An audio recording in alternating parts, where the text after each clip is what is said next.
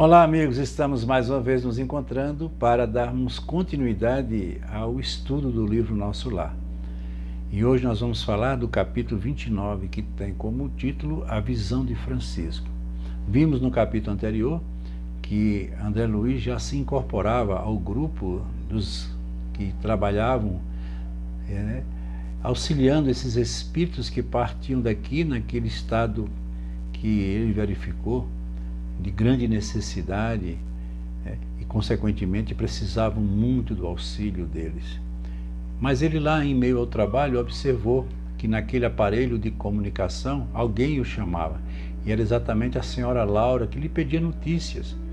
De fato esquecera-me de avisá-la sobre as deliberações do serviço noturno. Ele havia saído, mas não tinha comunicado a ela. Pedi desculpas à minha benfeitora e forneci rápido relatório verbal da nova situação. A genitora de Lísias parecia alegre, compartilhando meu justo contentamento. Ao terminar nossa ligeira conversa, ela disse bondosa: "Muito bem, meu filho. Apaixone-se pelo seu trabalho e embriague-se de serviço útil.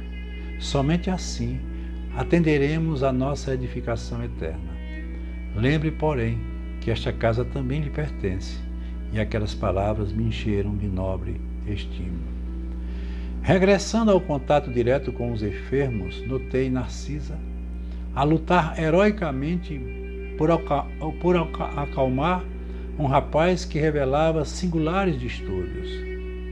Um daqueles pacientes estava em grande processo de perturbação. E aí ele diz: "Procurei ajudá-la." O pobrezinho, de olhos perdidos no espaço, gritava espantadiço: "Acuda-me, por amor de Deus. Tenho medo, muito medo." E olhar espantado dos que experimentavam profundas sensações de pavor acentuava: "Irmã Narcisa, lá vem ele, o monstro. Sinto vermes novamente. Ele, livre-me dele, irmã. Não quero, não quero." Veja que situação se encontrava esse pobre irmão. "Calma, Francisco," pedia a companheira dos infortunados. "Você vai libertar-se, ganhar muita serenidade e alegria, mas depende do seu esforço. Faça de conta que a sua mente é uma esponja embebida em vinagre. É necessário expelir a substância azeda. Ajudá-lo-ei a fazê-lo, mas o trabalho mais intenso cabe a você mesmo." Ele estava tremendamente perturbado e precisava realmente de ajuda. E vamos ver o que estava provocando essa perturbação.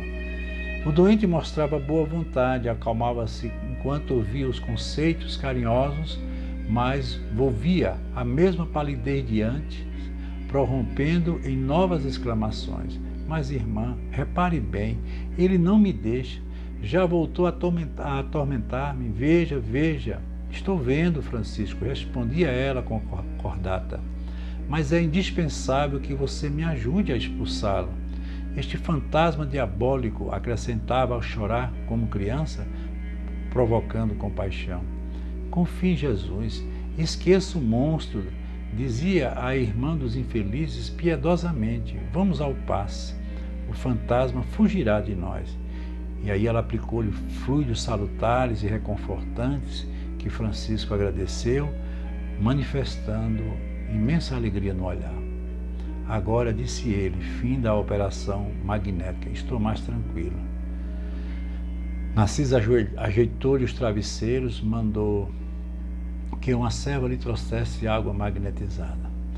Aquela exemplificação da enfermeira edificava-me. O bem como o mal, em toda parte, estabelece misterioso contágio.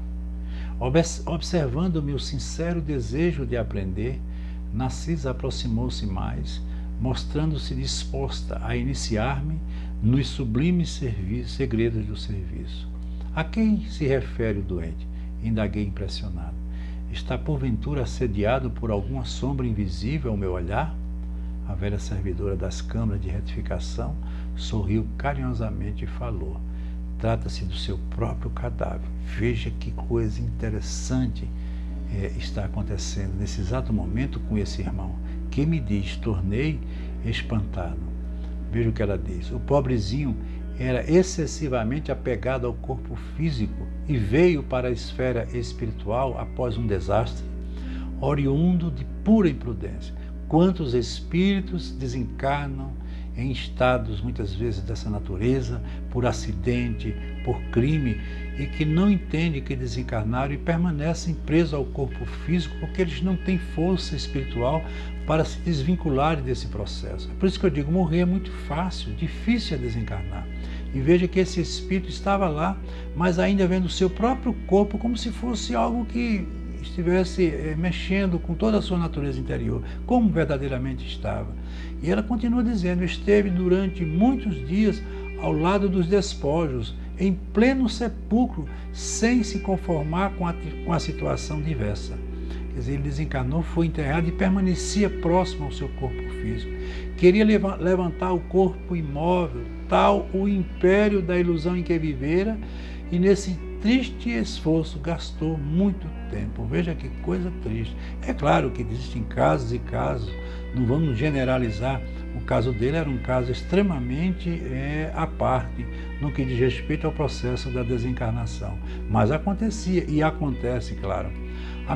Amedrontava-se com a ideia de enfrentar o desconhecido e não conseguia desapegar-se do corpo físico. Não valeram socorros das esferas mais altas, porque fecharam a zona mental a todo pensamento relativo à vida eterna. Quer dizer, existia a necessidade da ajuda, os espíritos mas ele não se libertava, ele se enclausurou na sua própria realidade e, consequentemente, não abria espaço para que as mentes que ali estavam pudessem interceder em seu favor. Por fim, os vermes fizeram-lhe experimentar tamanhos padecimentos que o pobre se afastou do túmulo tomado de horror. Começou então a peregrinar nas zonas inferiores do umbral. No entanto, os que foram pais na terra possuem aqui grandes créditos espirituais e rogaram sua internação na colônia. Mais uma vez a intervenção dos pais na vida desses espíritos que desencarnam. Veja como é importante o amor paternal. Trouxeram-nos os samaritanos quase à força. Seu estado, contudo, ainda é tão grave que não poderá ausentar-se tão cedo das câmaras de retificação. Vocês viram que nessas câmaras ficam os espíritos que estão em estado gravíssimos em termos de evolução espiritual. O amigo que lhe foi genitor na carne está presentemente em arriscada missão distante do nosso lar, que foi o seu pai aqui na vida terrena, e vem visitá-lo. Perguntei, já veio 2 vezes e experimentei grande comoção, observando-lhe o sofrimento discreto. Tamanha é a perturbação do rapaz que não reconheceu o pai generoso e dedicado. Veja a situação dele. Gritava aflito, mostrando a demência dolorosa. O pai, que veio vê-lo em companhia do ministro Pádua, do Ministério da Comunicação, pareceu muito superior à condição humana, enquanto se encontrava com um nobre amigo que obtivera hospitalidade para o filho infeliz. Esse ministro foi quem atendeu ao pedido desse pai e o recolheu, lhe auxiliando como ele está sendo nesse exato momento. Demoraram-se bastante, comentando a situação espiritual dos recém-chegados aos círculos carnais.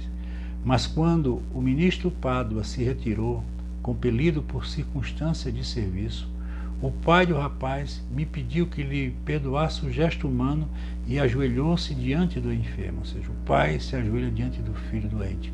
Tomou-lhe as mãos ansioso, como se estivesse a transmitir vigorosos fluidos vitais. Beijou-lhe a face, chorando copiosamente. Que cena, que quadro! Não pude conter as lágrimas e retirei-me, deixando-os a sós. Não sei o que se passou em seguida entre ambos, mas notei que Francisco, desde esse dia, melhorou bastante. A demência total reduziu-se a crises que são agora cada vez mais esparsas. Como tudo isso comove, exclamei sob forte impressão. Entretanto, como pode a imagem do cadáver persegui-lo? E ela explica. A visão de Francisco, esclareceu a velhinha atenciosa, é o pesadelo de muitos espíritos depois da morte carnal, que foi o que nós verificamos. Apegam-se demasiadamente ao corpo, não enxergam outra coisa, nem vivem senão dele para ele. votando-lhe verdadeiro culto e vindo o sopro renovador, não o abandonam. Quer dizer, é como eu digo, morrem, mas não desencarnam, por serem uma pessoa extremamente materialista e principalmente apegada ao corpo físico. Repelem quaisquer ideia de espiritualidade e lutam desesperadamente para conservá-lo. Surgem, no entanto, os vermes vorazes e os expulsam. A essa altura, horrorizam-se do corpo e adotam nova atitude extremista. A visão do cadáver, porém, como forte criação mental deles mesmos, atormentam-o no imo da alma. Sobrevêm perturbações e crises mais ou menos longas e muitos sofrem até a eliminação integral do seu fantasma. Veja que situação difícil. Notando minha comoção, Narciso acrescentou: graças ao Pai, venho aproveitando bastante nesses últimos anos de serviço. Que escola é essa, né? Como é profundo o sono espiritual da maioria dos nossos irmãos na carne. Isso, porém, deve preocupar-nos, mas não deve ferir-nos. A crisálida cola-se à matéria inerte, mas a borboleta alçará o voo. A semente é quase imperceptível, no entanto, o carvalho será um gigante. A flor morta volve à terra, mas o perfume vive no céu. Todo embrião de vida parece dormir. Não devemos esquecer estas lições. E que lições nos é dado. Por isso que nós devemos estar sempre nos espiritualizando, nos preparando, não para morrer, mas nos preparando para a continuidade da vida. Isso é fundamental para o crescimento de todos nós. Um abraço para todos e até a próxima.